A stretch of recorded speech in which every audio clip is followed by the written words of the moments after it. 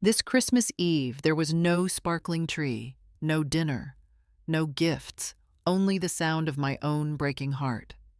My only son had just been declared dead, lost in a tragic train accident during his business trip. I froze. My body refused to move as if my bones themselves had betrayed me. Yet my mind, sharp and relentless, refused to surrender. That night, out of habit, I glanced across the street toward my son's house. The lights were off, but then I saw a shadow, a familiar silhouette moving quietly inside. It looked exactly like my son. Suddenly, strength flooded back into my limbs. My trembling hands reached for my coat, and before I knew it, I was standing at his front door, heart pounding, breath shallow, ready to uncover a truth I was never meant to see. Can anyone guess what I found inside that dark house? Stay with me till the end of this video to find out. Don't forget to like, share, subscribe, and tell me in the comments where you're watching from. The snow fell thick and heavy that evening, covering every roof and driveway in our quiet Cleveland suburb. From outside, my house must have looked warm and festive. The Christmas lights blinked in rhythm along the porch, and the glow of the tree spilled faintly through the frosted windows. But inside, there was only stillness, the kind of stillness that presses against your chest until even your own heartbeat feels too loud. I sat alone in my old armchair, the one that had molded to my shape after decades of use, listening to the clock ticking on the mantel. Each tick felt like a reminder of how empty the house had become. I wrapped my cardigan tighter, trying to shake off the chill that had nothing to do with the winter air. My fingers hovered over the phone. Chase had promised to take the evening train from Chicago. I imagined him stepping off the platform, brushing snow from his coat, calling out Mom like he used to. He always came home for Christmas, no matter how busy he was. But this year, his calls had grown shorter, his voice softer, his laughter forced. I told myself it was just work stress, but deep down, I knew better. My eyes drifted to the family photo on the shelf. Chase smiling proud, his arm around Aria as she held their little boy. I remembered the day we took it. I had cooked pot roast. Aria wore that red sweater she said made her feel festive, and Chase kept fussing with the lights. It should have been a perfect moment, yet I could never forget the way Aria's eyes looked when she glanced at me. Not warm, not kind, just calculating. Too calm, too distant. The kind of look people wear when they're measuring what something or someone is worth. Outside, the church bells began to ring, announcing Christmas Eve Mass. I thought of calling Chase again, but hesitated. A mother shouldn't have to beg her son to come home. I stared at the snow swirling outside the window and whispered to no one in particular, "I hope you're safe, my boy." Then I looked back at the photo, and the unease in my chest deepened. Because somehow, even in the soft glow of Christmas lights, Aria's eyes still looked cold enough to freeze the whole house. The phone rang in the middle of the night, sharp and sudden, slicing through the heavy silence like a blade. My heart jumped. For a brief second, I thought it must be Chase, calling to say he was on his way home. Maybe his train got delayed. Maybe he just wanted to hear my voice before arriving. I reached for the phone with a small smile forming on my lips. But the moment I heard her voice, everything inside me froze. It was Aria, my daughter-in-law. She was sobbing so hard I could barely make out her words. Her voice cracked and trembled as she said, "Mom, I don't know how to say this. There's been a fire at the station. They said Chase didn't make it." For a few seconds, I didn't understand. The words floated in the air, hollow, meaningless. Then something inside me snapped. My hand, stiff from arthritis, went numb. The teacup I had been holding slipped from my grasp and shattered on the wooden floor. The sound echoed through the empty living room, sharp and final. I stared at the broken pieces, at the pale liquid spreading like a stain of grief, and couldn't move. "No," I whispered, though I wasn't sure if the sound came out. I must have misheard her. Maybe she said he was hurt, not gone. I pressed the phone harder to my ear, my breath shaking. But on the other end, there was only her, crying, her words repeating in fragments. "Gone, the fire, the train station." Each syllable clanged in my skull like metal striking metal. My mind refused to accept it. I looked toward the window where the snow was still falling. Just an hour ago, I had imagined Chase stepping off the train, brushing off the snow, smiling at me. How could that same snow now be covering the station where he— No, it wasn't possible. I pressed my trembling hand to my chest, trying to breathe, but the air wouldn't come. The lights from the Christmas tree flickered weakly, reflecting off the shards of the broken cup. My whole body felt cold, as if the fire Arya spoke of had burned through the world and left only ice behind. I sank slowly into the chair, the phone still pressed to my ear, unable to hang up, unable to speak, as if staying on the line could keep him alive a little longer. I tried to stand, but my knees betrayed me. The old ache in my joints flared so sharply that I had to grab the edge of the bookshelf just to keep from collapsing. My breath came out uneven, and for a moment the room tilted. The ticking clock, the blinking lights, the snow outside, all of it, blurred together into a single spinning haze. Somewhere in the background, Arya was still talking, saying things I couldn't fully hear. Her words slid in and out of my head like smoke. Part of me wanted to believe her. The trembling voice, the broken sobs, it sounded convincing enough. But there was something wrong. Too steady, too measured. The pauses between her cries felt deliberate, almost rehearsed. I'd spent over 30 years in the police department listening to witnesses, liars, victims, and manipulators. You learn to hear what people don't say. And what Arya wasn't saying was louder than her tears. I forced myself to breathe and focus. Chase couldn't be gone. Not like this. Not a fire at a train station. Not a call in the middle of the night from the woman who had always looked at him like a trophy. I squeezed the bookshelf until my knuckles ached, trying to keep my thoughts steady. My body trembled, but my mind began to sharpen the way it used to when something didn't add up in a report. Her breathing didn't match her story. That's what struck me first. If she had just seen her husband's death, the panic would have cracked. Her voice shortened, her breath made her stumble. But Arya's voice was smooth beneath the crying, controlled pace, like someone reading from a script. My pulse pounded in my ears. No, this wasn't grief. It was something else. I whispered to myself, almost afraid to speak the thought out loud. Chase can't be gone. He just can't. The air felt thick in my lungs, but another sensation began to rise beneath the shock. Something fierce, something alive. Instinct.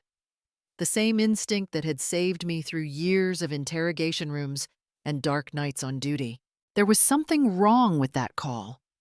My heart told me so before my mind could prove it.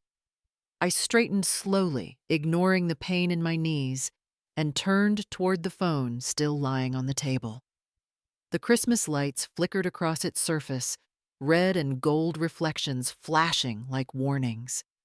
I didn't know what had happened at that station, but I knew one thing for certain: this wasn't over. Hours passed, but I didn't move. I sat there, hands folded neatly on my knees, staring out the window as if my eyes could find reason in the snow. My body was still, but inside a storm churned that I couldn't name. I didn't cry. I couldn't. My tears felt locked somewhere deep behind my ribs, sealed by disbelief. Outside, the world was wrapped in white. Snowflakes kept falling slow and endless, covering the walkway between my house and Chase's place across the street. His windows were dark, the whole house swallowed in shadow. It looked abandoned, hollow, as if even the air inside had stopped breathing. The clock ticked. The heater hummed. Everything else was silence. I told myself I should call someone, the police, the hospital, anyone, but I couldn't bring myself to move. The phone sat on the table, lifeless. Arya's words replayed over and over in my head, each time sounding less real. I pressed my palm to the window pane, its cold seeping through my skin. That house had always been my comfort, my pride. I used to watch Chase mow the lawn there, see Arya wave politely while pretending not to look bored. Now it was just darkness, as if the life we built had been erased overnight. Then something changed. A flicker, faint at first, appeared behind the kitchen window of Chase's house. I blinked, thinking it was my tired eyes, a reflection maybe. But no, it moved. A light. Then a shadow. My heart stuttered in my chest. Slowly, a figure stepped into view, passing behind the thin curtain. The light caught his shape for just a second, but that was all it took. Tall, broad shoulders, the familiar tilt of his head, the slight limp in his right leg, the same leg he'd injured years ago in that summer league game when he was 21. I used to tease him about the way he still favored it when he was tired. My throat tightened. The figure paused near the counter, reaching for something, a glass maybe, or the faucet. Then he turned, and for a heartbeat, I could have sworn it was him. Chase. My son. I pressed closer to the glass, breath fogging the window. My pulse pounded so hard it drowned out everything else. But before I could be sure, the light went out. Darkness swallowed the window again, leaving only my own reflection staring back, pale, trembling eyes wide with a kind of hope that terrified me. I held my breath. My heart thudded so loud it felt like the whole house could hear it. I rubbed my eyes hard, convinced it was just a trick of the light, a desperate illusion born of grief. But when I looked again, the figure was still there, moving carefully along the side of Chase's house. Every gesture, every tilt of his shoulders was achingly familiar. The way he reached for the door handle, the slight hesitation before stepping through it, was him. It had to be him. For a moment, I couldn't move. My legs trembled, torn between fear and disbelief. Arya's voice echoed in my mind, the sobs, the broken words about fire and loss. But now those words felt rotten, staged, rehearsed. My gut clenched with a certainty sharper than pain. She had lied. She had to have lied. Chase was alive. Somewhere beneath that snow, behind that silence, was the truth she tried to bury. Without thinking, I grabbed my coat from the hook. The fabric was still warm from the radiator, but the air that rushed in as I opened the door sliced through me like glass. The wind howled, biting my cheeks and stinging my eyes, but I didn't care. I forgot about my knees, forgot about the years that slowed me down. My body moved with a strength I didn't know I still had. I stepped out into the snow, my boots sinking deep, my breath turning to smoke in the icy night. The world outside was ghostly quiet, except for the wind. The street lamps cast pale circles on the ground, and the snow glistened like shards of glass. Across the street, the side door of Chase's house creaked open, just enough for a shadow to slip through. I felt the ground tilt under me, a rush of disbelief and adrenaline mixing in my veins. My hands clenched into fists inside my pockets. My heart whispered what my mind couldn't yet accept. My son was out there. Maybe hurt. Maybe hiding, but alive. And if Arya had lied about this, if she had used his name, his death, to deceive me, then there was more beneath that perfect mask of hers than anyone could imagine. I took another step into the snow, the cold biting through my boots. Each crunch of ice underfoot sounded like a promise, a vow. I stared at that door across the street, at the faint light flickering through the curtain, and I felt something awaken inside me. Something fierce. Something unstoppable. In the darkness, I whispered to the night, to the snow, to the spirit of the sun I refused to lose. If my boy is still alive, then tonight the truth will be dragged out of the cold. I used to wake up every morning at 6 sharp even after retirement. Old habits die hard, especially for someone who spent 3 decades inside the Cleveland Police Department. I wasn't an officer, but I was the kind of woman who knew every file, every case number, every photograph that passed through the evidence room. 30 years of paperwork teaches you to see what others overlook: the smudge on a signature, the pattern in someone's story, the silence between 2 dates that shouldn't be silent. People used to joke that if the department ever lost its memory, they could just ask me. I carried it all, every detail, every rule, every face. When my husband passed away years ago, work became my way of surviving. The office gave me structure, purpose, something to hold on to when the house felt too big and the nights too long. And then there was Chase, my only child, my pride, my reason to keep breathing. He grew up visiting the station with me, sitting at my desk, coloring on old incident reports. Everyone said he had my eyes, though his father's smile. Watching him become a man, get his own house across the street, made the loneliness easier to bear. I could see him from my window and know that I hadn't lost everything. After I retired, the days grew quieter. I kept the house the way I kept the files at work, neat, labeled, and under control. Every drawer had order.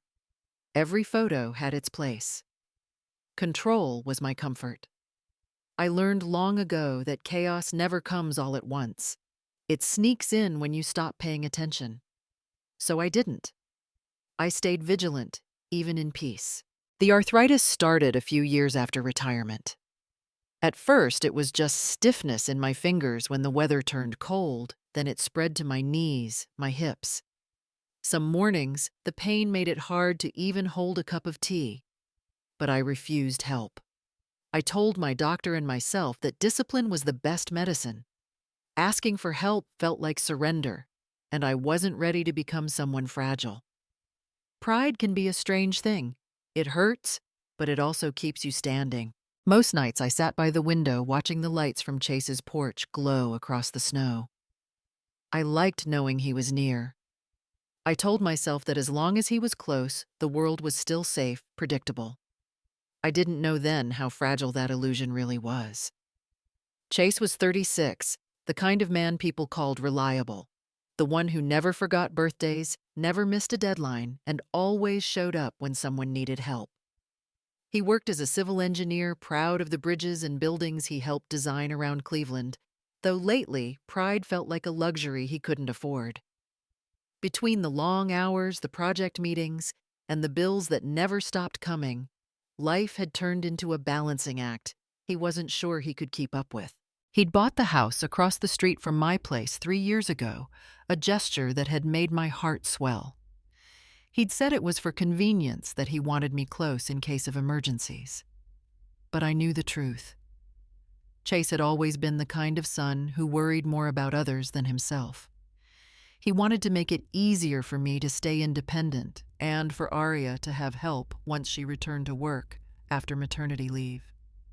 I still remember the day he handed me the house keys and said, smiling, "Now you'll never have to worry if I forget to call." I had laughed, not knowing how much I would cling to that nearness later. His days were long and silent, spent hunched over his laptop in the dining room, blueprints spread across the table, the faint hum of the heater filling the background. He took on extra projects after hours, sometimes working until dawn, just to pay off the debts they'd accumulated during Aria's year at home. I'd see the lights from his office window still glowing at 2 in the morning and feel a mix of pride and worry.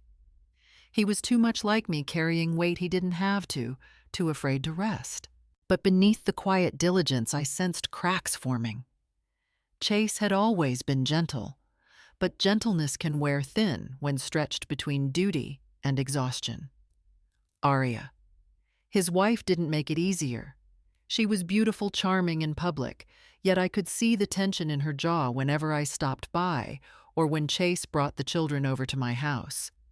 She claimed she appreciated my help, but her eyes told another story, one of calculation and discomfort, as if my presence reminded her she wasn't fully in control. Sometimes, Chase would linger on my porch after bringing the kids back, rubbing the back of his neck, like he wanted to say something but couldn't. Once, he simply said, "Mom, you know how much I love you, right?" His voice had a tired edge that made me pause. I nodded, pretending not to notice the sadness in his eyes. I wanted to ask what was wrong, but I didn't. Back then, I thought love and proximity were enough to hold a family together. I didn't realize how fast those things could unravel. Aria Douglas had always been the kind of woman who filled every room she walked into. At 32, with her perfect hair, sharp suits, and confident smile, she knew how to make people listen, or at least she used to. Before the baby, before the bills, before the mirror, started showing someone she barely recognized. Motherhood had given her sleepless nights stretch marks, and something worse, a gnawing sense that her value had slipped away while the world kept moving without her. Before her maternity leave, she had been a rising star in a Cleveland real estate firm, the youngest broker to close million-dollar listings. Her phone never stopped ringing. Her name meant ambition and success. But after a year at home, she returned to a market that had already forgotten her. The clients moved on. The younger agents were faster, hungrier, and the bills she'd ignored during her leave had doubled. She told Chase not to worry, that she'd catch up soon, but the credit card statements told another story. Designer handbags, salon visits, business lunches she couldn't afford, all in the name of keeping up the illusion that she was still winning. Her charm became her weapon again, though this time it was more about survival than glory. Richard Hill, the branch manager, noticed her, the way men in power tend to notice desperate women. He praised her professionalism, offered to mentor her, took her out for lunch to discuss strategy. Aria told herself it was harmless, that every ambitious woman had to play the game. But soon the favors blurred. Late-night calls, private meetings, small advances that she didn't refuse because saying no might close the door she needed open. Richard wasn't just a mentor. He was a manipulator with a banker's instinct. He'd seen her statements, knew about the debt, the unpaid taxes, even the overdraft Chase didn't know existed.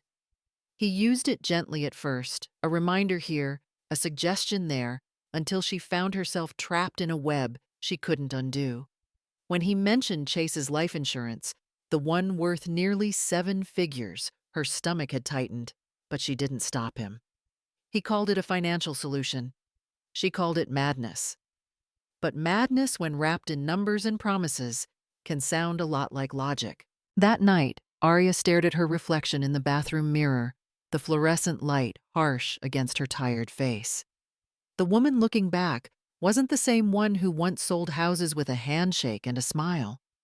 She whispered to herself that everything she did was for her family, for her son's future.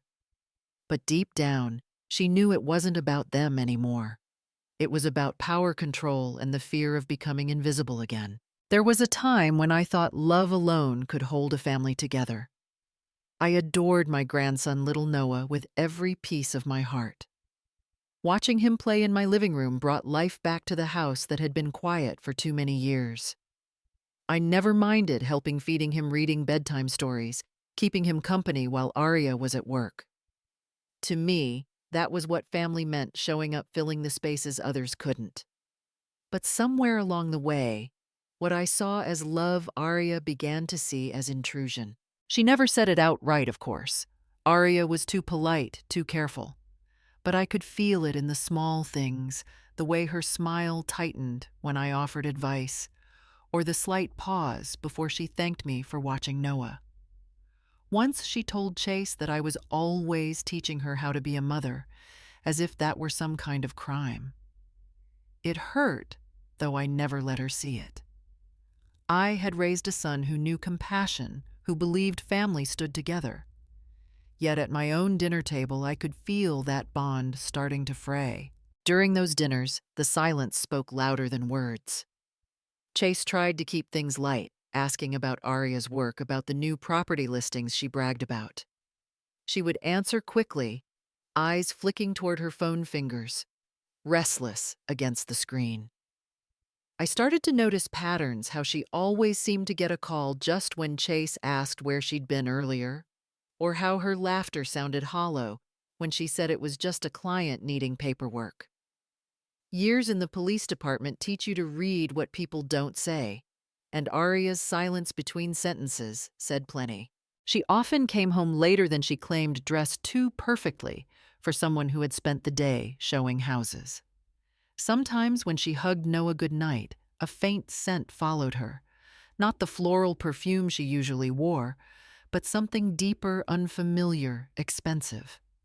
It lingered in the air long after she left the room. I told myself not to assume the worst. I'd seen enough of human weakness in my career to know that suspicion could poison love if left unchecked.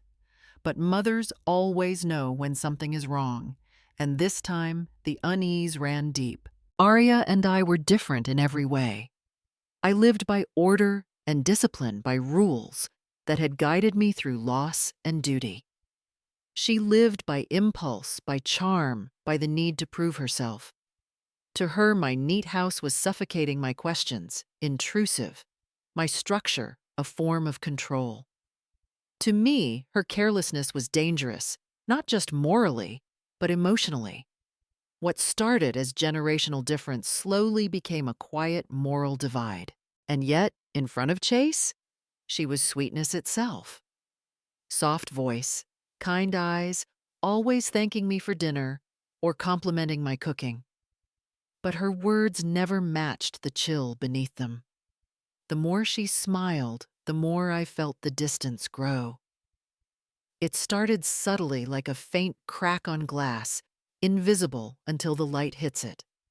One afternoon over dinner, Arya sighed dramatically and said, "Your mother means well, but she's too involved sometimes.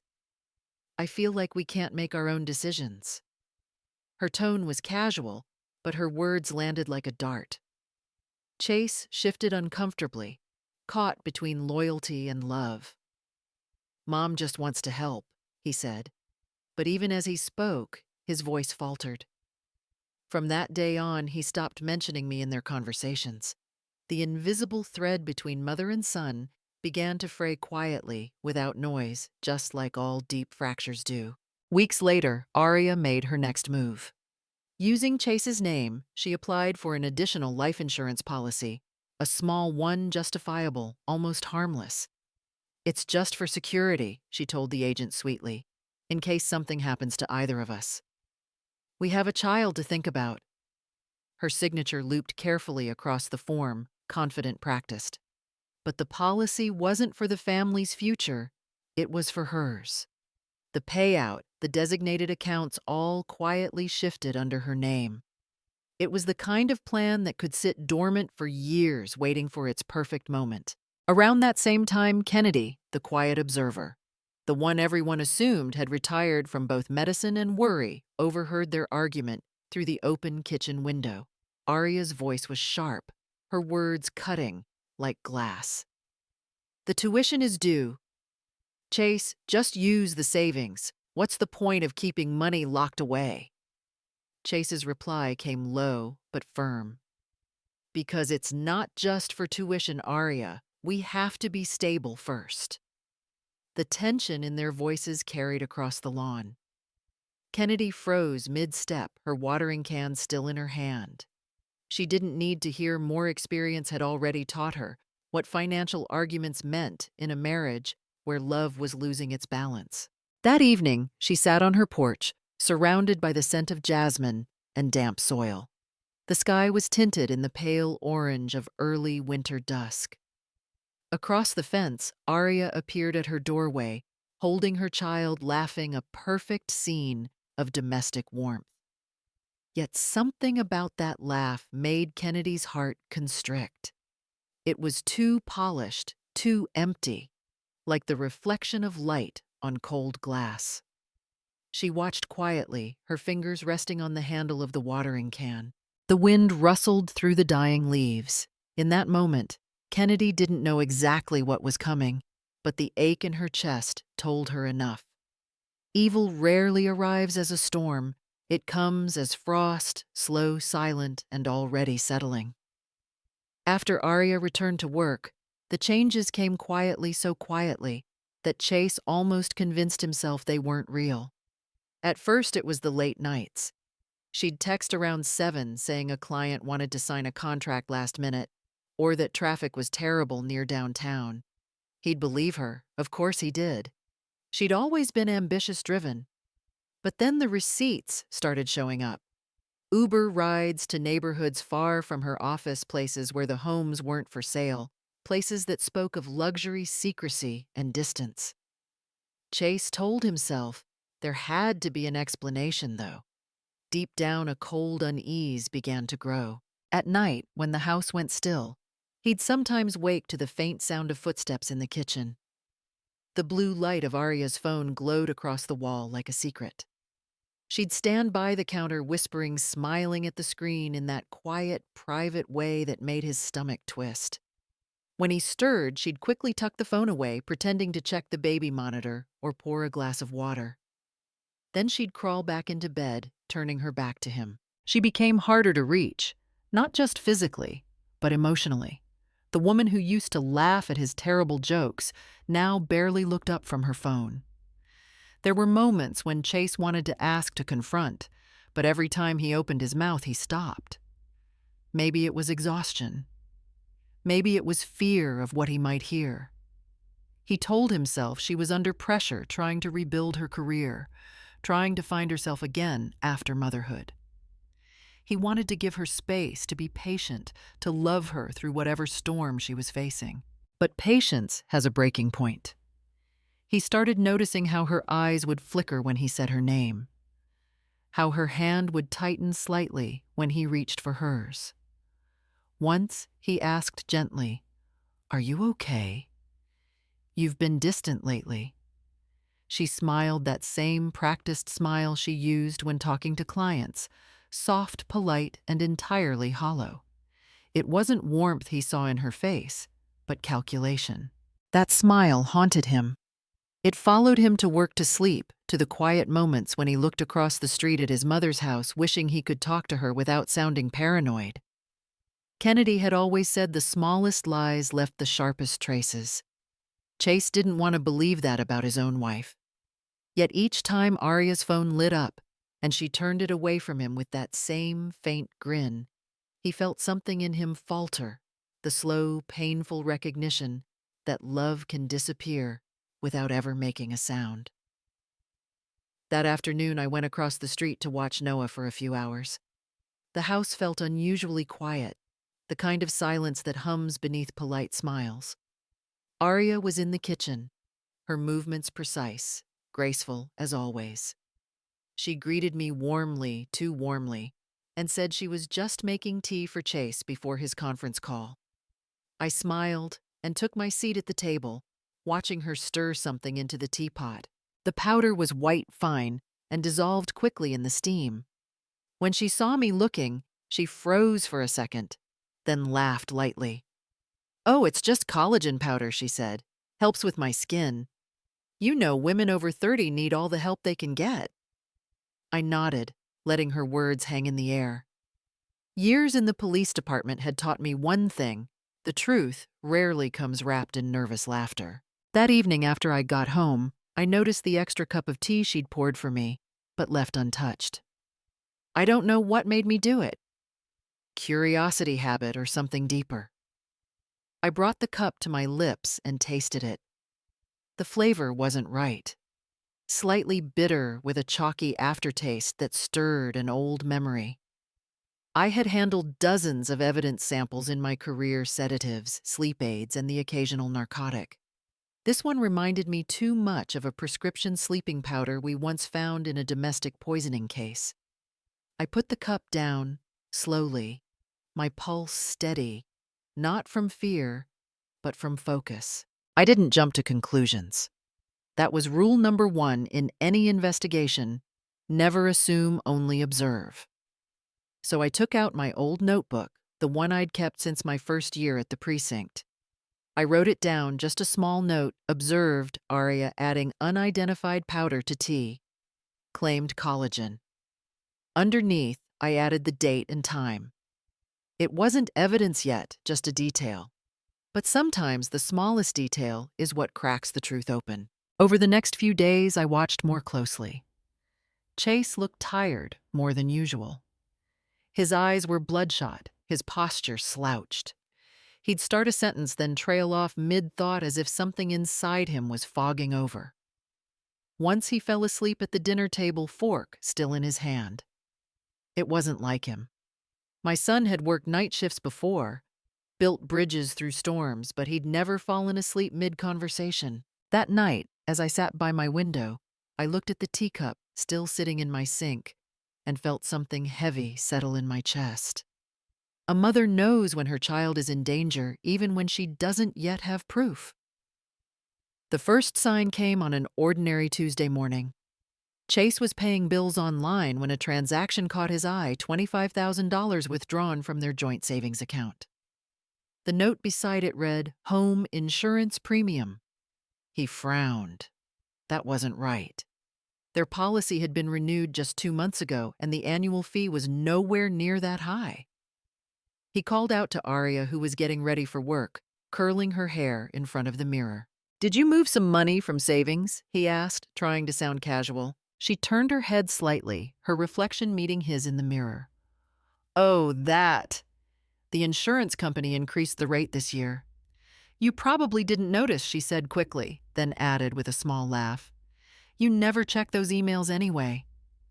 Before he could respond, she picked up her bag and kissed him lightly on the cheek. "We'll talk later." "Okay, I'm late for a showing." And just like that, she was gone, leaving behind the faint scent of her perfume and a silence that suddenly felt heavy. Chase sat staring at the screen long after she left. He'd always trusted her with their finances. Aria had worked in real estate. She knew paperwork, numbers, contracts. But something about the transaction, the amount, the timing, her quick explanation, didn't sit right. He logged out, trying to push the thought aside, telling himself it was probably a misunderstanding. Still, unease lingered. A week later, his unease turned into something colder. While checking his email, he noticed a message from their bank marked "Confirmation New Life Insurance Policy." His stomach tightened as he opened it.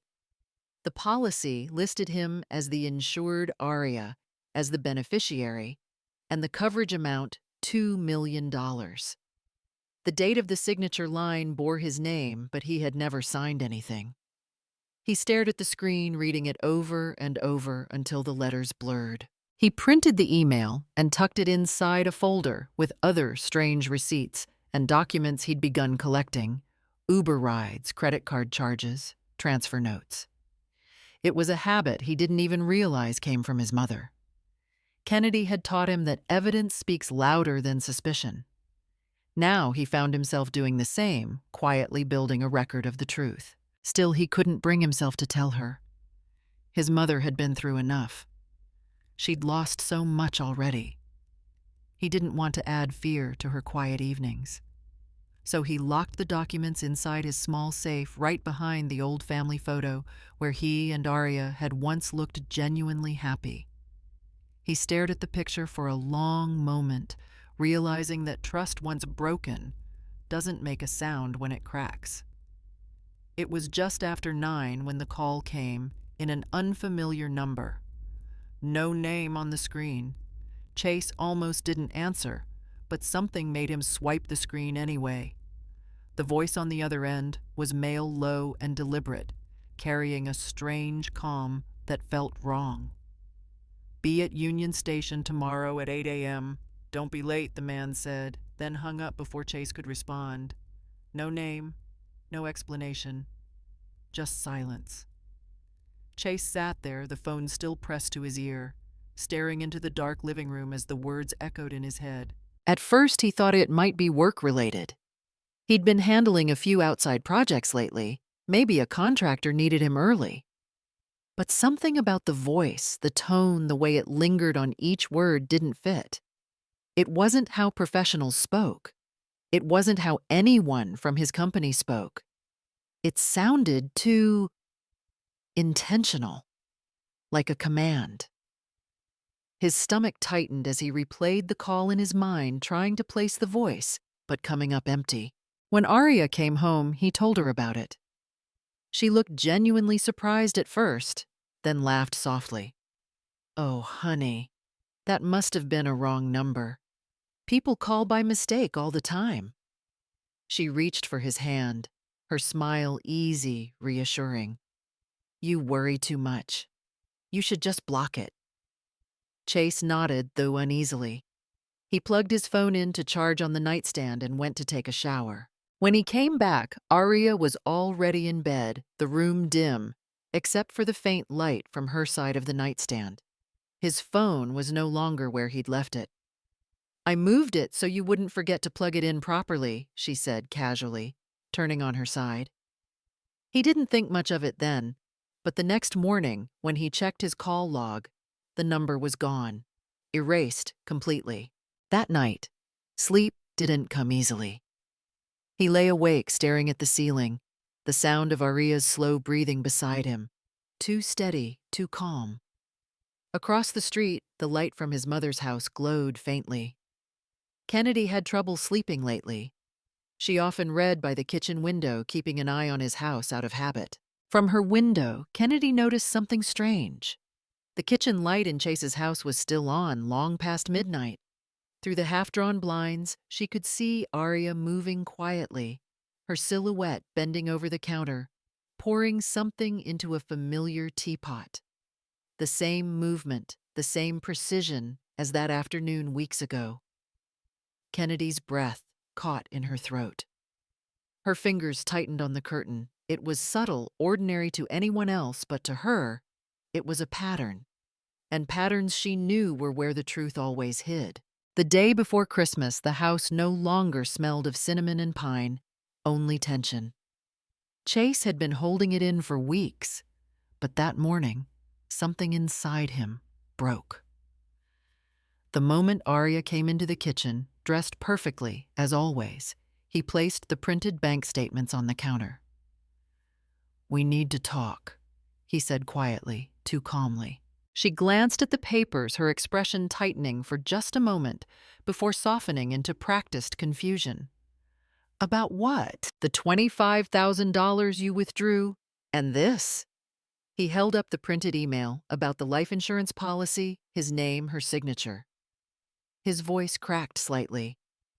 "I didn't sign this, Arya. Why would you take out a $2 million policy on me?" For a heartbeat, she froze. Then, as if on cue, her eyes welled with tears. "You think I'd do something dishonest?" "Chase, I'm your wife. How could you even ask that?" Her voice trembled, her timing perfect. "You've changed," she said, shaking her head. "You've become so paranoid, so disrespectful. All you ever do is question me." He exhaled sharply, the weight of exhaustion in his tone. "Because nothing adds up anymore. The late nights, the money, the phone calls." "Stop it!" she shouted suddenly, slamming her hand on the table. Then the tears came faster, glittering beneath the kitchen light. "You're accusing me of things you don't even understand. Maybe I should have never come back to work. Maybe then you'd still trust me." She grabbed her coat, the scent of a new perfume trailing behind her sharp floral expensive. "I can't do this right now," she whispered, and stormed out the door. The front door slammed so hard the windows rattled. From across the street, Kennedy looked up from her sewing table. She heard the echo of the argument, then the sound of a child crying, small, frightened sobs cutting through the winter air. Her hands trembled slightly as she set down her needle. She didn't need to see the faces to know. That kind of silence after shouting was one she remembered too well from the police files, the kind that came before something irreversible. Inside, Chase stood alone in the kitchen, the documents still scattered across the counter. He rubbed his temples, trying to steady his breathing. The tea Arya had made for him earlier still sat steaming by the stove, its scent faintly sweet, familiar. He picked up the cup without thinking, staring at the doorway she had just slammed through. The first sip was bitter. He frowned, distracted, too tired to care. Outside, the snow began to fall again, soft, endless, covering everything it touched. I did not see the meeting in person, but I pieced it together like a case file, one fragment at a time. A bartender who worked the late shift remembered a woman with a red coat and a tense laugh, and he murmured that a man with a thin scar on his temple sat across from her, speaking low and steady. He could not recall exact words, only the look of relief on the woman when he left. A security camera from the strip mall caught a blurred figure stepping into a tavern doorway that matched the time the bartender named and the license plate of a car parked out front, linked to a name I recognized from a long-ago police report. It all fit together in that quiet, inevitable way that evidence does when you let it speak. They met at a small bar on the edge of town where the lights were dim and people kept to their own warmth. The man was Richard Hill, the branch manager I had learned to distrust, the kind of man who smiled with the same hand he used to close accounts.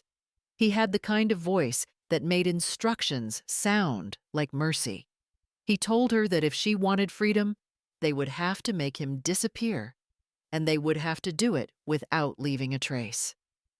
He promised precision, a night staged as accident paperwork that would close cleanly. I wrote those words down later because memory is slippery and paper is not. At first, she was terrified, and I can imagine the way her hands shook when he slid a small vial across the table. He called it a solution to get her the space she needed, and he spoke of a dosage that would induce a deep sleep, but not death.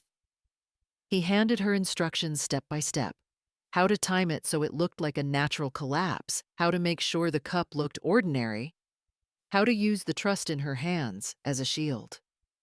He spoke of 2 men he trusted, a driver and a former security guard, who would do the physical work and then move the body where a fire could mask the rest.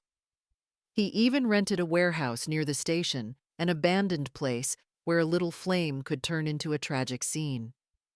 The plan was clinical, stripped of emotion, as if they were engineers mapping currents, not people mapping a human life.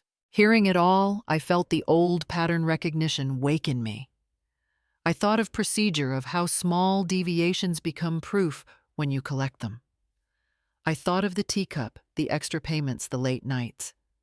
I thought of Chase asleep at dinner, his hands slack, how innocent that looked, until you knew what had been done to his body. My hands wrote until the ink blurred, and somewhere between the facts and the dread, my anger sharpened into resolve. I did not confront her immediately. I could have, but confrontation is not investigation. I gathered, I logged, I followed the receipts, the messages, the movements.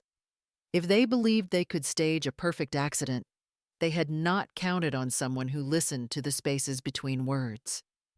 I sat by my window and watched, and in the watching, I planned the small necessary steps that would keep my son from being erased by a careful lie. That night, the house was quieter than usual. The Christmas lights blinked faintly outside, casting soft colors on the living room walls. Arya stood by the counter, carefully spooning honey into a teapot, her hands steady, her smile calm. Good night. Honey, the label read on the tin, a blend she'd once bought for Chase when he struggled with insomnia.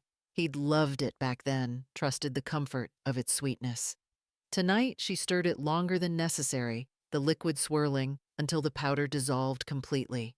When Chase came down the stairs, already in his gray sweater and slippers, she turned and smiled in a way she hadn't in months. "You should sleep early," she said gently, her voice smooth as silk. "You have that early train tomorrow." He smiled back, grateful for her warmth after so many cold nights. He didn't notice how her eyes flickered briefly toward the clock. He sat on the couch, took the cup she offered, and drank. The tea was sweet, maybe a little stronger than usual, but he didn't mention it. He felt tired anyway. Too tired. 20 minutes later, the house was still. The teacup rested on the table, half empty. Chase lay slumped against the sofa cushion, breathing shallowly, his lips parted as though mid-sentence. Arya stood over him, her pulse racing, her fingers trembling only for a moment before she reached for her phone. Her message was short, efficient. "He's down. You can come now." Within minutes, headlights flickered briefly through the kitchen window, then went dark. Two men stepped out of a van parked behind the house, both wearing dark uniforms and gloves. To anyone watching, they could have been delivery drivers working late. They entered quietly through the back door Arya had left unlocked. No words were exchanged. One of them lifted Chase under the shoulders, while the other took his legs. Together they carried him out into the frozen night, his body-limp head tilted to one side. The van door slid shut with a soft thud, and within seconds, it was gone. Inside, Arya moved with mechanical precision. She gathered the cup, the teapot, and every cloth napkin they had used, rinsing them in steaming water until no trace remained. She wiped the counter twice, checked for fingerprints, and folded Chase's clothes neatly into a small overnight bag, the one he always used for business trips. Then she took the bag to the hallway, placing it near the door as if nothing had changed. Before she left the kitchen, she glanced once more at the clock, 11:47 p.m. She remembered Richard's warning. Investigators always start with the kitchen, leave nothing they can question. She took a deep breath, turned off the light, and walked upstairs, her footsteps soft against the floor. The house once warm felt hollow now, a shell echoing the sound of betrayal. It happened just before dawn when the city was still half asleep, and the air around Union Station hung thick with fog. The warehouse Richard had rented sat 3 blocks away, a forgotten structure with broken windows and peeling paint, the kind of place no one looked at twice. Inside, 2 of his men worked quickly and quietly. A rusted sedan had been pushed to the center of the concrete floor. In the trunk lay a small collection of personal items: Chase's wristwatch, his dark wool coat, a leather wallet, and a printed train ticket marked for that very morning. Everything was arranged to tell a story, one of a man rushing to catch a train he would never board. Richard stood nearby, coat collar turned up against the cold, checking his watch. He was meticulous, almost clinical. "Make sure the ID burns," he said evenly. One of the men nodded, dousing the car with gasoline until the air stung. The metallic click of a lighter broke the silence, and then the world ignited. The flames roared to life, orange light flickering against the steel beams, swallowing the smell of fuel with smoke. Within minutes, the car was an inferno. Outside, another accomplice loitered near the alley, a man in ragged clothes, a stranger to the city's conscience. Richard had given him $50 and a prepaid phone. When you see the flames, he'd told him you call 911 and then disappear. And he did just that. The man's voice, rough and anxious, reported a car fire by the old freight yard. 5 minutes later, sirens echoed through the sleeping streets. By the time the patrol cars arrived, the informant was gone, swallowed by the dark. The responding officers found what they expected to find: a charred vehicle, a wallet melted beyond repair, a burnt sleeve with a metal watch still clasped to it. The report wrote itself. Unidentified male, presumed deceased. Possible victim: Chase Barnes. It was clean, logical, tragic, exactly as Richard intended.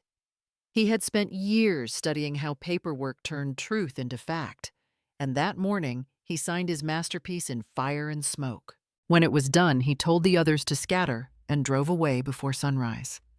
The light of dawn spilled over the city as if to erase what had just happened. On the passenger seat beside him lay a phone, Arya's phone. He'd typed a single message draft for her, ready to be sent Mom. There's been an accident at the station. They said Chase didn't make it. Her task would be simple: to cry, to tremble, to sound believable. The rest the police and the insurance forms would do on their own. Richard smiled faintly as he turned onto the highway. He knew how easily tragedy could be shaped into paperwork. And by the time the sun fully rose, the story of Chase Barnes was no longer life, it was evidence. It was 2 a.m. when the phone rang. I sat upright instantly, my heart skipping a beat. On the other end came the sound of sobbing, shallow-timed, deliberate. "Mom, I don't know what to do," Arya stammered between shaky breaths. "They called me from the police. They said there was a fire near Union Station. They found Chase's watch. They think it's him. Oh God, what should I do?" Her voice trembled perfectly, breaking at just the right moments, like an actress who knew her lines by heart. I listened in silence, my fingers gripping the edge of the table. In my 30 years working for the police department, I had heard every kind of call. Genuine panic, confusion, despair. This wasn't that. There was rhythm in Arya's grief control beneath the hysteria. Even her breathing came in even, trained waves. A chill ran through my chest. I wanted to believe my daughter-in-law's tears were real, but instinct whispered otherwise. "Oh, sweetheart," I said softly, forcing calm into my voice. "Just stay where you are. I'll call the station in the morning." Arya's crying faltered for half a second, the kind of pause that comes when someone's next move is already planned. "Okay," she sniffled. I'll try to rest." The line went dead soon after.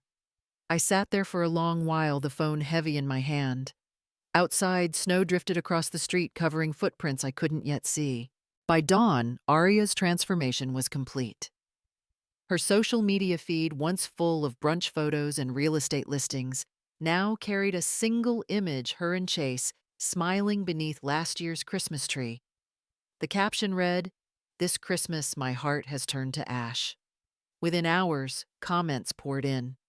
"Stay strong. You're in our prayers. He's in a better place." The neighborhood whispered of tragedy of love lost too soon, and Arya let them. She responded to a few messages with heart emojis and polite gratitude, crafting the image of a woman broken, not deceitful. Around mid-morning, she made her next move. Her voice on the insurance hotline was steady, polite, efficient. "My husband was in an accident," she said. "They haven't confirmed, but if he's declared deceased, what documents will I need to process the claim?" The representative hesitated, offering condolences. Arya's tone didn't waver. "Yes, thank you," she said smoothly. "I just want to be prepared." No woman truly in mourning could have asked that question with such precision, such calm. But Arya wasn't grieving. She was rehearsing. And somewhere across the street, I stood at my kitchen window, watching the snow, and feeling that what had begun as tragedy was starting to smell like theater. I sat frozen in my kitchen chair, with my hands wrapped around the mug, until the heat seared my palms. The news on the laptop said the blaze near Union Station was reported at 6:40 in the evening. I remembered the evening like it was a file I could flip open. Arya had told me that Chase was catching the 7:45 train. He could not have been at the station when the fire was reported an hour earlier.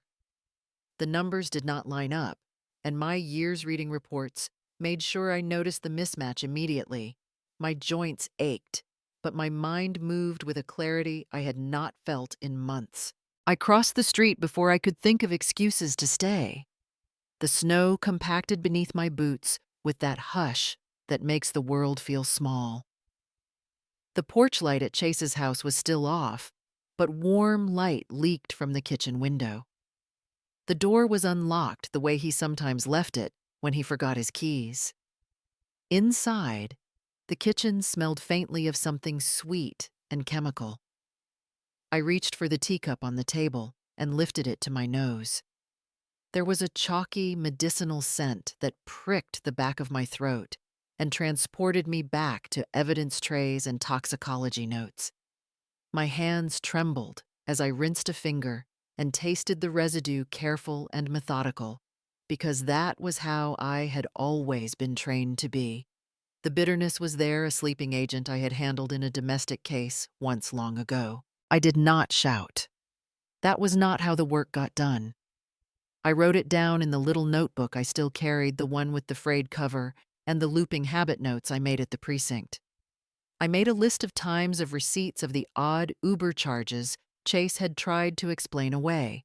I photographed the teacup with my phone and backed up the image twice. Habit had taught me that the smallest detail becomes the hinge of a case when properly recorded. My chest tightened as I looked at my son's sweater folded on the back of a chair. I thought of all the small ways he had changed lately.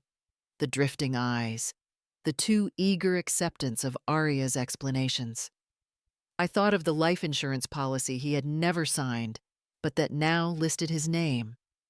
The anger was slow at first, and then it sharpened into a cold resolve. I would not sit and wait for others to stitch a story and close a file. I called a number I had not used in years and waited through the low static until a familiar voice answered.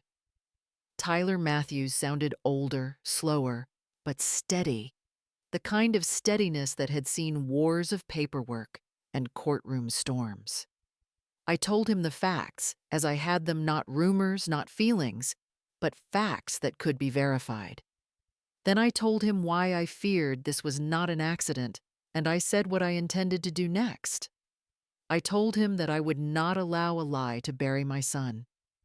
I said to Tyler that if anyone wanted me to believe my son was dead, I would make them regret underestimating a mother. When Chase opened his eyes, the world was smoke and metal. His head throbbed as if someone had driven a nail straight through his skull. The first thing he registered was the smell gasoline mixed with burnt rubber and dust. He was lying on the cold concrete floor of what looked like an abandoned warehouse. Dim light leaked through a broken window above him, catching the edges of rusted machinery and piles of debris. His wrists were bound behind his back, the coarse rope cutting deep into the skin. Each breath burned his throat, coated with ash. For a few moments, he couldn't remember where he was or how he got there. Then flashes came the tea, the bitter taste. Arya's calm voice, the way his body had grown heavy. Panic crawled up his chest. He struggled against the rope until his shoulders screamed in pain. Somewhere near the entrance, a man's voice broke the silence. "I'll call it in," the man said, his tone casual, bored. Footsteps moved away. A faint click followed the sound of a phone being dialed. Then came the voice from the other end, distorted but clear enough. "It's done. The car's burning. He's gone." A short laugh, then the line went dead. Adrenaline hit Chase like electricity. He bit hard against the rope, the fibers scraping his teeth, until one strand snapped. He twisted his wrists, using the sharp edge of a rusted bolt nearby to saw through the rest. His fingers were shaking numb, but he remembered his mother's lessons. Calm, focus, precision. He reached for his belt, where a small metal clip was hidden behind the buckle, a tool his mother had given him years ago, saying, "Every man should know how to free himself." He had never needed it until now. With trembling hands, he picked at the lock on the door. It took 3 tries before it gave way with a metallic click. Outside, the night air hit his lungs like ice. He stumbled out the back of the warehouse, staying low, ducking behind a row of dumpsters as a dark van passed slowly by. The men hadn't gone far. He waited until the sound of the engine faded, then slipped into the maze of side streets leading toward the city. After nearly an hour of wandering through narrow alleys, he reached an old storage facility he once managed years ago during a construction project. He still had a spare key in his wallet, or at least he used to. He patted his pockets and found it tucked inside the small inner seam of his coat, where he'd hidden it out of habit. The door creaked open. Inside, dust and darkness greeted him, but it was shelter. He locked the door behind him and sank to the floor, chest heaving. The pain in his wrists throbbed, but he was alive. Barely. Somewhere deep inside, the fear began to turn into something colder, the realization that his wife had tried to kill him. And that meant he couldn't go to the police yet. Not until he knew who else was involved. When I saw Chase standing at my door that morning, pale and trembling, covered in soot, I didn't gasp or scream. I just knew. A mother always knows. His eyes were wild, frightened but alive, and that was all that mattered. I pulled him inside, locked the door behind us, and felt the weight of his body collapse into my arms. He didn't need to explain yet. I could already sense what had happened, the betrayal, the trap, the miracle that had brought him back. We sat in my kitchen, the same kitchen where I'd once taught him how to tie knots and pick small locks for fun, never imagining those lessons would one day save his life. His voice shook as he told me everything: the tea, the drowsiness, the voices, the burning car. As he spoke, I kept my hands folded to stop them from trembling. Years in the police department had taught me how to separate emotion from logic, but this time the logic hurt more than any truth I'd ever faced. When he finished, I reached across the table and took his hand. "Listen to me carefully," I told him. "We don't go to the police yet. If we do, they'll cover their tracks before we can prove anything. We gather evidence first, solid, undeniable evidence. Do you understand?" He nodded, his eyes brimming with both relief and fear.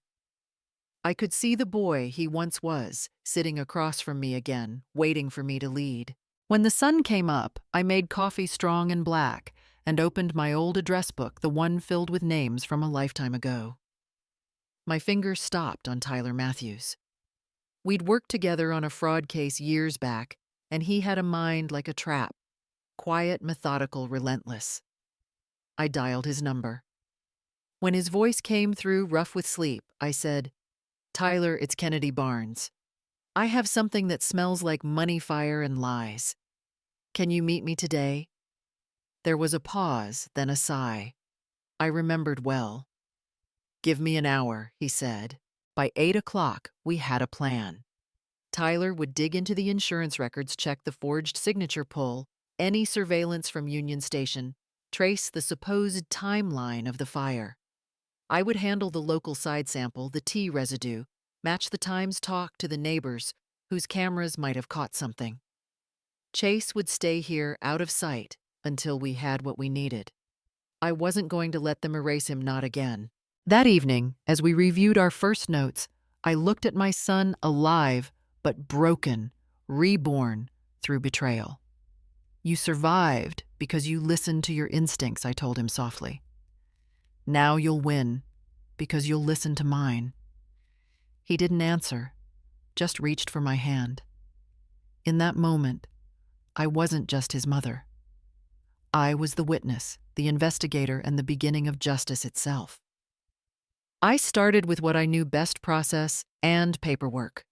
At dawn, I called an old contact at the Cleveland Police Department and used the most ordinary pretext I could find, that I needed to verify details for insurance. Routine opens more doors than drama. By noon, I had quiet access to the municipal camera grid near Union Station and along the feeder roads to the warehouse district. I watched clip after clip, time-stamped, and dull commuters and delivery trucks sliding past in the gray light. I scrubbed through the hours that mattered. Not once did I see my son enter the concourse or pass any exterior lens on the day Aria claimed he traveled. Her printed ticket could not conjure a body out of thin air. Absence can be evidence when the camera never blinks. I logged every gap with times and camera IDs in my notebook, then called Tyler with a status update. He had already fired off formal requests to the bank. Late afternoon, he reported what I feared and expected. One transfer for $25,000 moved from an account controlled by Aria into an account belonging to Richard Hill. The date was the day before the fire. The memo line was blank. Clean hands never omit a memo line. While we worked our ends of the rope, Chase worked his. Hidden in the old storage building, he pulled out a battered laptop we kept for emergencies. Aria had never changed her work password. He connected through a sputtering hotspot on his watch and stepped into her inbox. I sat across from him at the little folding table, listening to the slow tick of the space heater while he searched. The screen showed a thread that made my stomach go still. 2 weeks before the staged blaze, she had sent an attachment to Richard, labeled Insurance Claim Pre-Fill, along with client metadata that should never sit on a personal device. Names, dates, policy numbers, even a templated narrative of accidental death at a transit site. Preparation is a fingerprint that arrogance leaves behind. I printed what we could without triggering alerts. Then we pulled the machine offline and photographed each screen with time overlays. Chain of custody matters even in a kitchen war room. I packaged a swab from the teacup in a clean envelope and labeled it with date and time, then froze it beside the peas so degradation would not argue with us later. I marked a map with camera angles we still needed, alley routes the van could have used, and a short list of neighbors who install cameras for the bragging rights alone. By nightfall, the picture held its shape. No image of my son at the station. A money trail from Aria to Richard. An email that treated my child like a line item. I closed my notebook and let the anger pass through me without burning me hollow. Logic is a bridge. I would walk my family across it. I knew that logic and paperwork could only carry us so far.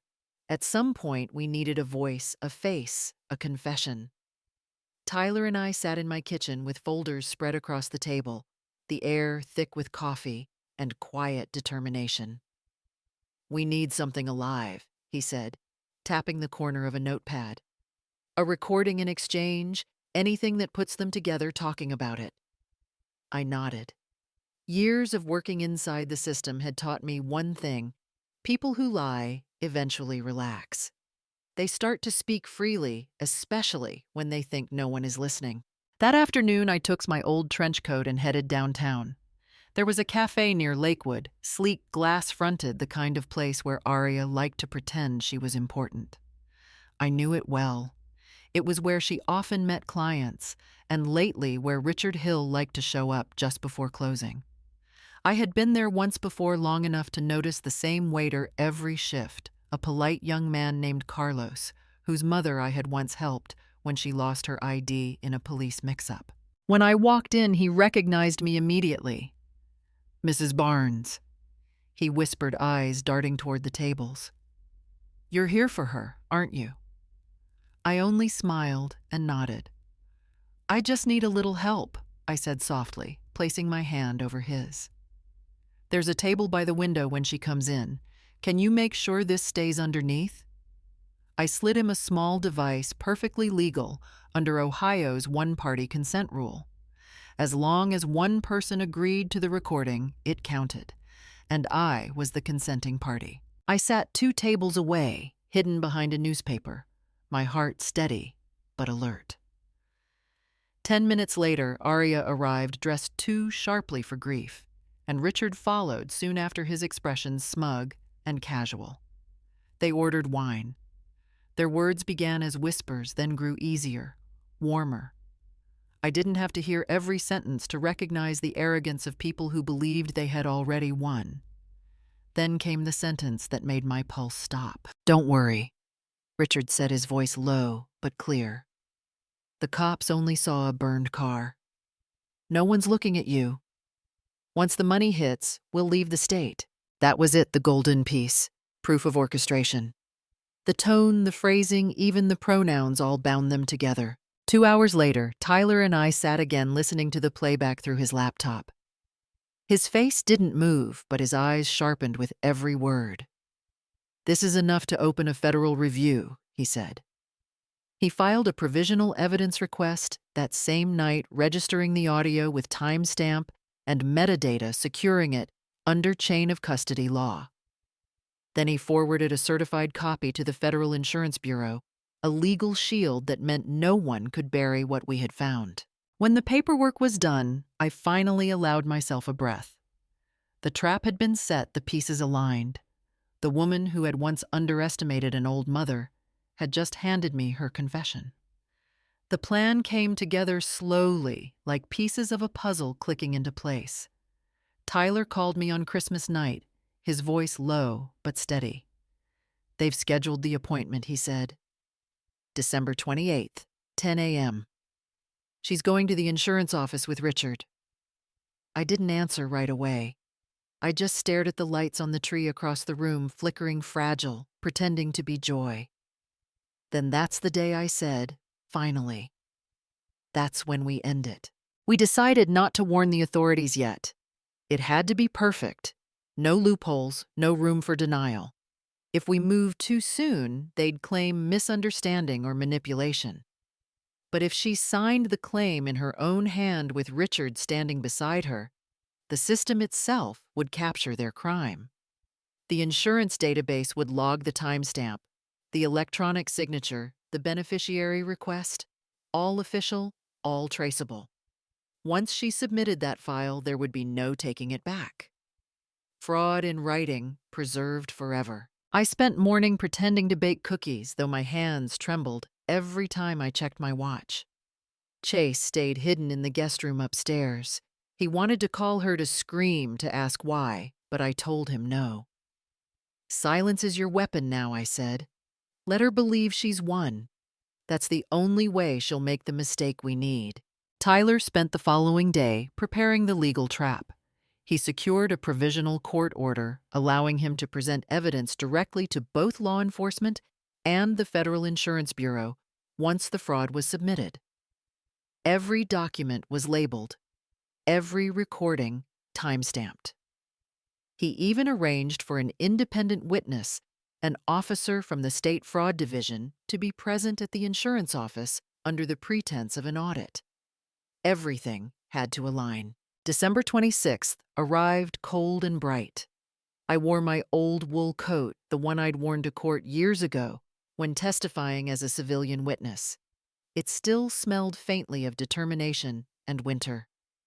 Tyler met me outside the insurance building at 9:30, carrying the legal folder under his arm. Inside, Aria and Richard were already seated, confident, rehearsed. She wore black modest enough to pass for mourning, expensive enough to look respectable. We waited in the hallway, listening to the soft click of keyboards from inside. When the agent asked Aria to confirm her signature on the claim, Tyler nodded to me. That was the signal. I texted Chase, "Now." Seconds later, the door opened, and he stepped in. Pale but steady, alive, and undeniable. The pen froze in Aria's hand. Richard turned white. For a heartbeat, no one moved. Then Chase spoke, voice low but clear. "You wanted proof of death," he said. "Now you have it." Justice in that moment didn't need a courtroom. It stood right there, breathing, looking them in the eyes. The morning of December 28th felt too calm to be real, the kind of calm that comes before a storm. I stood across the street from the Cleveland Mutual Insurance Building snowflakes, landing softly on my coat, melting into tiny dots that vanished as quickly as they appeared. Through the glass doors, I could already see her Aria Douglas walking in with her usual poise, her hair perfectly arranged under a black wool beret, her face hidden behind dark sunglasses. She looked every bit the grieving widow she wanted the world to see. I almost admired the performance if it hadn't been built on my son's supposed death. She carried a leather folder close to her chest, the same one she used when pretending to be a professional again. Inside it were the tools of her fraud, the temporary death certificate items, supposedly recovered from the fire, and the life insurance contract she had forced Chase to sign 2 months earlier, under the pretense of protecting their child's future. Richard Hill walked beside her crisp suit, fake sympathy painted across his face. To anyone else, he looked like a supportive friend or perhaps a lawyer offering moral comfort. But I knew better. He was the architect, the man who had written every lie, who had coached her tone, her tears, her timing. In his briefcase lay the transfer documents that would quietly redirect the payout to an offshore account under his name. I waited until they reached the front desk. The receptionist, a young woman barely 30, smiled the same neutral smile she must have given to 100 grieving clients before them. She had no idea she was watching a crime dressed up as paperwork. Arya handed over the folder with a practiced tremor in her hand, her voice soft but rehearsed. "I'm here to file my husband's claim," she said. "He passed away in the accident at Union Station." The receptionist nodded, typing something into her computer. "I'm very sorry for your loss, Mrs. Barnes," she said, oblivious. "Please have a seat. Our claims officer will meet you shortly." I could feel my heart beat in my throat as I stood behind the glass watching. Everything about Arya was precise. Her clothes, her gestures, even the faint sigh as she sat down beside Richard. She had turned deception into art. But today, her masterpiece would hang in the wrong gallery. Tyler was already inside posing as an internal auditor. His badge looked official because it was. He nodded once as our eyes met briefly through the corridor window. Down the hall, Chase waited in a small conference room hidden from view, alive and steady, ready to walk back into the world she thought she'd erased him from. Outside, snow kept falling, covering the city in white silence, as if the world itself was holding its breath, waiting for the moment the truth would break through the glass doors. The moment Arya's pen touched the final line of the claim form, the door behind her opened with a quiet click. For a heartbeat, no one looked up until the air itself seemed to shift. I stepped in first, followed by Tyler, and then Chase. My son. Alive. The man she had buried on paper was walking toward her in flesh and bone. The sound of the pen hitting the floor was sharp enough to slice through the silence. Arya froze, her face draining of color, as if the blood itself had betrayed her. The sunglasses slipped from her hand and shattered on the tile. "Shh. Chase," she whispered, her voice breaking like thin glass. He didn't answer right away. He just looked at her, calm, steady, alive, the very image of the ghost she had tried to erase. Then he spoke, his voice low but heavy enough to fill the room. "I died," he said, "in your plan." The words hung in the air, cold and absolute. Richard Hill's jaw clenched, his hand twitching toward the briefcase that now looked more like evidence than property. Across the table, the claims officer's mouth fell open. Papers fluttered as someone shifted in their chair. I could feel every breath in the room, short, uneven, frightened. Arya stumbled backward, searching for something to hold on to. This isn't possible," she muttered, her voice trembling. "They said the DNA, the fire." Tyler stepped forward, his tone calm but cutting. "There was no confirmed identification," he said. "Only circumstantial evidence planted, as we now know, by you and Mr. Hill." He laid a folder on the table, its label, "Clear Fraud Investigation, Provisional Evidence." The insurance officers began whispering to one another, eyes wide, fingers already typing notes. One of them quietly reached for the office intercom, another discreetly pressed record on her phone. I saw the change ripple through the room, shock turning into something else. Realization, judgment, and then outrage. Chase took another step forward, his voice steady but colder now. "You put something in my drink," he said. "You let them take me. You would have collected that money and never looked back." Arya's lips trembled. "Oh, Chase, Don't," he interrupted. "You rehearsed every word, but not this moment." His gaze flicked toward Richard, whose composure was starting to crack under the stares of the staff. I stood beside my son. my heart beating not with anger anymore, but with justice. After weeks of silence, this was the sound I had waited for, the sound of truth, landing in the open, undeniable and loud. Around us, phones were raised. Someone gasped. The world was watching now, and in that small insurance office in downtown Cleveland, the woman who thought she'd written her own perfect ending realized the story wasn't hers to finish. Tyler moved with the calm precision of a man who had done this 100 times before. Without raising his voice, he placed a thick folder on the center of the conference table, its edges perfectly aligned, then reached into his briefcase and pulled out a small, portable projector. "Let's keep this simple," he said, his tone polite but firm. "Facts only." The room fell silent, except for the soft hum of the machine warming up. The first image appeared on the white wall, an email chain between Aria Douglas and Richard Hill. The subject line read, "Insurance claim pre-fill." Dates, signatures, and attachments scrolled across the screen, each one a nail sealing their own coffin. Aria's face drained of color as the projection shifted to the next file, a bank statement. Tyler's laser pointer circled a transaction of $25,000, transferred from Aria's account to Richard's, time-stamped just 1 day before the supposed accident. Then came the sound. Tyler pressed play on a small speaker, and Richard's voice filled the room, smooth, arrogant, and utterly damning. "When the money comes in, we'll leave the state. The police won't find anything if there's nothing left but ash." The words seemed to echo off the walls. Someone gasped. I saw Aria's hands tremble.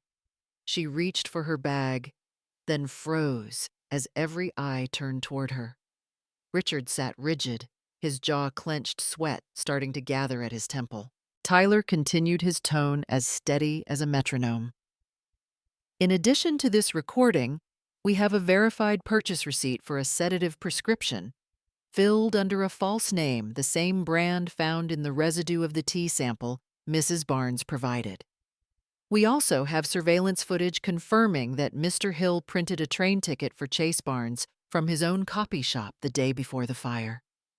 He turned off the projector, leaving only the harsh fluorescent lights and the unbearable silence that followed. For a moment, the room didn't feel like an insurance office anymore.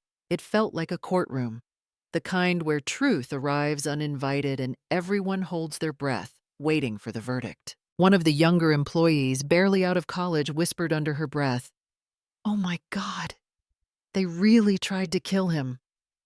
The sound of those words hit harder than any gavel. Aria's lips parted, but no sound came. She turned toward Richard, seeking something, maybe denial, maybe help, but he refused to look at her. Tyler closed the folder with deliberate finality.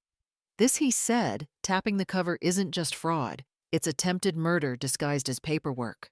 I watched her shoulders collapse as the weight of what she'd built, every lie, every forged line, began to fall back on her. Justice doesn't always come in a courtroom. Sometimes it shows up in a meeting room on a snowy morning, wearing truth like armor. Aria's voice cracked the silence like shattered glass. I was forced. She screamed, her face twisting between fear and fury. "He made me do it!" Richard planned everything.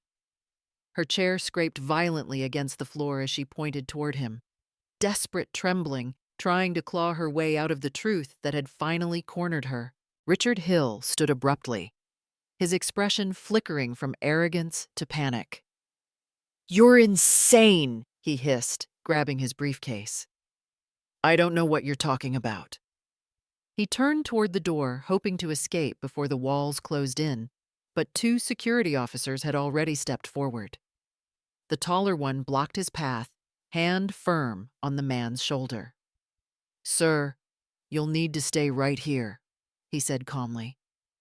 Richard tried to push past, but within seconds his arm was twisted behind his back. His briefcase clattering to the ground, spilling forged documents like confetti of guilt. Chase stepped forward quietly. He didn't raise his voice. He didn't need to. Pulling his phone from his pocket, he opened the video file he had recorded, the one taken in the dim light of the warehouse where he'd woken up bound and dazed. The screen lit up, showing his bruised wrists, the ropes, the muffled voices of the men talking about the job and the car fire. Then his own voice, calm and deliberate. "If anyone finds this, know that I didn't disappear. I was taken." The room fell utterly silent. You could hear nothing but the faint hum of the heater and Arya's shallow breathing. She sank back into her chair, her hands trembling violently. Mascara streaked down her face as she looked around at me, at Chase, at the employees who now stared at her, not with pity, but disgust. Every tear she shed landed like a failed performance on a stage she no longer controlled. I watched her fall apart piece by piece. There was no satisfaction, not yet only the quiet gravity of justice catching up. Tyler had already dialed his contact at the precinct. Within minutes, 2 uniformed officers entered the building, snow still clinging to their boots.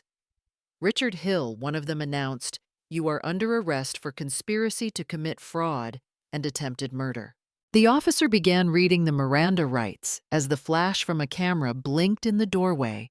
Local news had arrived faster than we expected. Reporters shouted questions through the chaos, the words, "fake death insurance fraud murder attempt," echoing through the lobby. Arya covered her face with both hands, sobbing, but no one moved to comfort her. For the first time, she understood what true isolation felt like. Not the kind born from loneliness, but the kind born from being seen for what you truly are.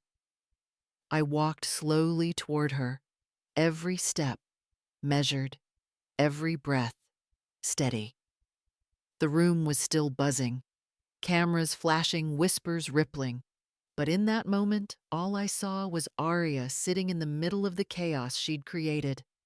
Her shoulders hunched, her hair disheveled, mascara bleeding down her face. For the first time, she looked small. Not the woman who had worn designer coats and practiced crocodile tears, just a person stripped bare by truth. When I stopped in front of her, she looked up. Her lips trembled, and for a second I saw the same false innocence she'd used to fool my son. But I wasn't the same woman she'd underestimated months ago. I had seen too much, learned too much. My voice came out calm, low, but cutting through the noise like steel. "You can lie to men," I said, my gaze fixed on her, "but you can't deceive a mother who knows the scent of guilt." The words landed like a verdict. Around us, even the reporters fell silent. Arya shook her head, sobbing, reaching out as if I might still offer mercy. "Mrs. Barnes, please. I didn't mean for this to go so far." I took a step back. "You didn't kill my son," I said quietly, "but you destroyed yourself trying." Her hand froze in midair, then fell limp to her side. The sound of her crying filled the room, but no one reached out to comfort her. Not one person.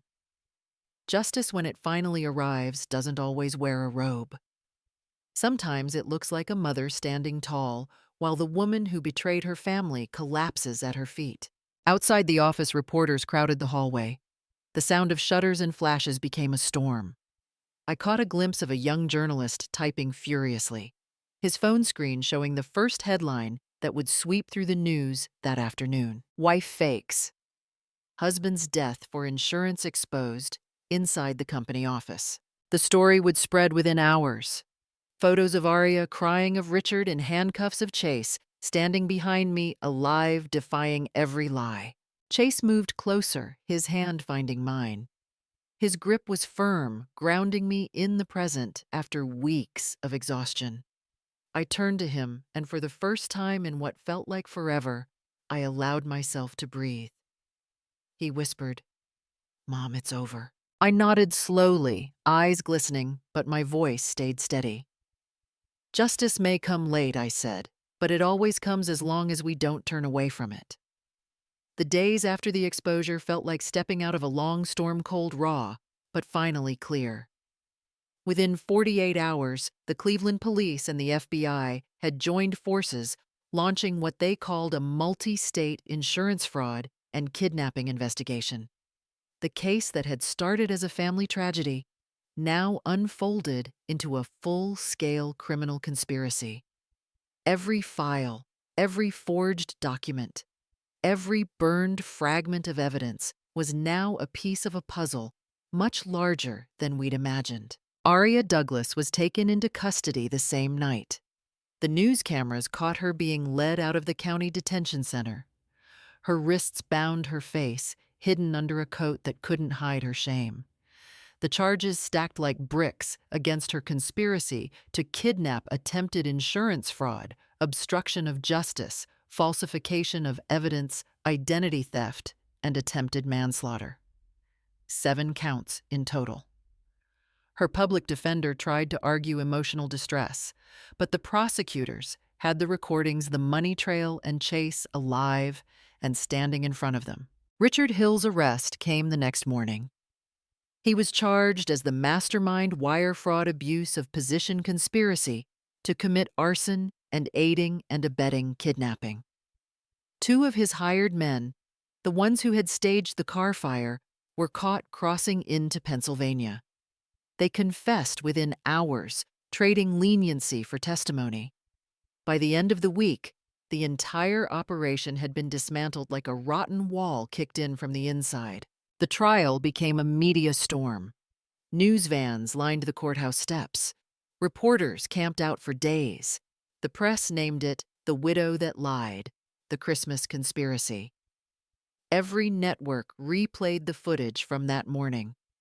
Aria's breakdown in the insurance office the moment Chase walked in alive, the voice recording of Richard's words. "When the money comes in, we'll leave the state." I sat through every hearing. Chase sat beside me, quiet, his face unreadable. Tyler testified first, walking the jury through the chain of evidence. Then came the video of Chase waking up in the warehouse, then the audio, then the photos of forged signatures. Each exhibit was a nail sealing their guilt in the eyes of the law. When the verdicts were read, the courtroom was silent. Aria was sentenced to 20 years in federal prison without parole for fraud, abduction, conspiracy, and attempted manslaughter. Richard Hill received 35 years for masterminding the scheme and abusing his corporate position. Their names would forever be tied to greed and deceit, a warning written in court records and evening news archives alike. Outside, snow fell again, just like that night. This time it didn't feel cold. It felt clean, as if the city itself was finally exhaling. Justice, though late, had arrived. The aftermath spread through Cleveland like a cold wind no one could escape. Within days, the Cuyahoga County Court ordered all of Aria Douglas's and Richard Hill's financial assets frozen. Their accounts were locked, credit lines terminated, and every cent of ill-gotten gain traced to the fraudulent policy was seized pending investigation. Richard's luxury penthouse downtown was sealed off by federal marshals, its glass balcony now taped with bright yellow lines reading "Property Under Legal Investigation."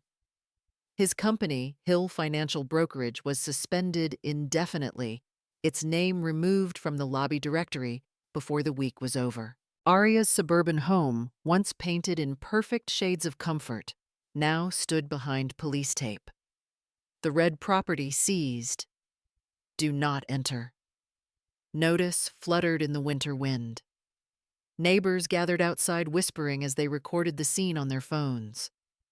Some recognized her from the viral video the moment her husband walked in alive during her insurance claim meeting. Within 24 hours, that footage hit millions of views online, turning a local scandal into a national spectacle. The insurance company released a statement. Cleveland Mutual has suspended all payout processes and is cooperating fully with state and federal authorities to ensure justice and transparency. It was polite sterile, but between the lines was a quiet fury. Their reputation had been weaponized by a woman who once smiled into family Christmas photos. Social media showed no mercy. News anchors replayed her smiling holiday posts next to her mugshot, and talk shows dissected her motives like a cautionary tale. The same neighbors who once praised her as kind and devoted now shook their heads. To the public, Arya was no longer a grieving widow. She was a symbol of greed, deceit, and how easily love can be turned into leverage. Meanwhile, Chase was placed under temporary witness protection while the trials continued. The Bureau insisted on it. The criminal network connected to Richard still had loose ends. For the first time since the kidnapping, he could sleep without checking the locks twice. Yet peace didn't come easily. Doctors at Cleveland Medical Center diagnosed him with PTSD, recurring nightmares, hypervigilance, and sudden panic whenever he heard the sound of a car backfiring. During one of his therapy sessions, he said quietly, "I still can't believe that the woman who said I was her, everything, tried to kill me." The quote made its way into newspapers printed under the headline, "The Price of Blind Trust." His honesty resonated with millions, not as a victim's lament, but as a reminder that love without awareness can become a weapon turned inward. Recovery was slow, but it came. Kennedy and her grandson became his anchors. Mornings in their little kitchen turned into moments of healing, the smell of pancakes, the sound of laughter, sunlight touching old wood. A local journalist captured a photo of the three of them cooking together, captioning it simply, "From ashes to breakfast, the rebirth of a family." It went viral again, but this time for all the right reasons.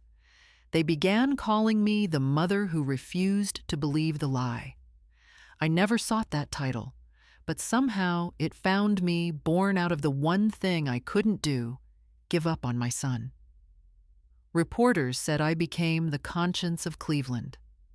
I suppose what they really meant was that I was stubborn enough to keep asking questions when everyone else told me to mourn. CBS invited me for an interview one morning.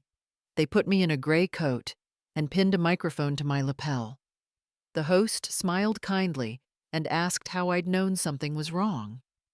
I told her the truth. Fraud doesn't always come from strangers. Sometimes it comes from the people who know exactly where you're weak. The studio went silent. I could see tears welling in the eyes of women my age sitting in the audience. That moment reminded me why I'd fought so hard, not just for Chase, but for every mother who'd ever been told she was overreacting. Afterward, Tyler and I created a small nonprofit called Protecting the Elders. He handled the legal work. I handled the people. We visited community centers, churches, and nursing homes, teaching seniors how to recognize financial manipulation, how to read contracts, how to say no to family members who see them as a wallet. Some of them cried when they spoke to me. "You gave us courage," one woman whispered. I squeezed her hands and smiled. I wasn't a hero. I was just someone who'd learned the hard way that silence protects no one. During one interview, a journalist asked if age had made me softer. I looked straight at the camera and said, "Old age didn't make me weak. It made me see who was pretending to love me." The room went quiet. Later that night, Tyler called and said the clip had gone viral. I laughed softly. "Maybe honesty still sells," I told him. Then spring came, cold air giving way to sunlight, and with it the final trial. I sat in the front row watching Arya walk in, wearing her beige prison uniform, wrists cuffed, eyes hollow. For a moment, I almost pitied her, almost. The judge read the verdict clearly, 20 years in federal prison, no parole for 12. She didn't look up once. Richard Hill stood next. He received 25 years for conspiracy, bribery, and fraud. The two men who helped burn the car were sentenced to 10 years each. When the officers led them away, cameras flashed wildly. Justice had its witnesses. Outside, people gathered with signs that read, "Justice for the truth and protect our elders." I stayed inside a while longer. When it was over, Chase reached for my hand. His grip was warm, steady. I looked at him alive, free, and felt something inside me finally settle. "Mom," he whispered, "it's done." "Yes," I said quietly. "Evil has been named, truth has survived, and light at last belongs to us." I exhaled, letting the weight of it all drift away. Karma had taken its time, but it had arrived perfectly, completely, and without mercy. It's been several quiet months since the trial ended, and life has begun to return to something close to ordinary, or at least a new version of it. Chase moved back into the neighborhood, not across the street this time, but into the small blue house beside mine. Every morning, I hear the laughter of my grandson spilling through the fence, while Chase flips pancakes in the kitchen. He goes to work at a small construction firm nearby, comes home before dark, and we share dinner like we used to. No pretense, no silence, heavy with secrets. The space between us, once filled with grief and suspicion, is now warm again, healed by honesty and time. I've taken to writing more these days. One line in my journal seems to echo every lesson carved from those months of chaos. Nothing destroys a family faster than lies, but a mother's instinct will always find the truth. Sometimes I reread it before bed and wonder how many other women have sat alone in their living rooms doubting their own hearts, when all along their intuition was right. Tyler Matthews still visits often. He and I founded Protecting the Elders, and the work has grown faster than either of us imagined.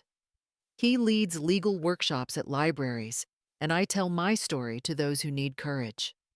We've helped dozens of seniors recover lost savings, cancel fraudulent contracts, and more importantly, reclaim their dignity. Every letter of gratitude I receive reminds me that survival means more than staying alive. It means helping others stay aware. Sometimes, though, I think of Aria. I've seen her on the news once during a follow-up report about the case. She looked different, thinner, quieter, almost unrecognizable. There was a moment during her statement to the court when she said softly, "I thought I could fix my life by destroying his. I was wrong. I won't say I forgive her. Forgiveness is a long road and I'm still walking it, but I no longer hate her. Hate, I've learned, is just another kind of chain." Spring has deepened into summer now. The garden is full of lavender and soft yellow tulips. When the wind passes through, I can smell both life and memory. I sit by the porch most evenings watching the light fade across the sky, thinking how strange and precious it is to still be here, older, humbler, but stronger. If you've ever seen someone take advantage of the elderly, your mother, your neighbor, or a friend, speak up. Don't wait. Dignity has no age, and silence only feeds the wrong side of justice.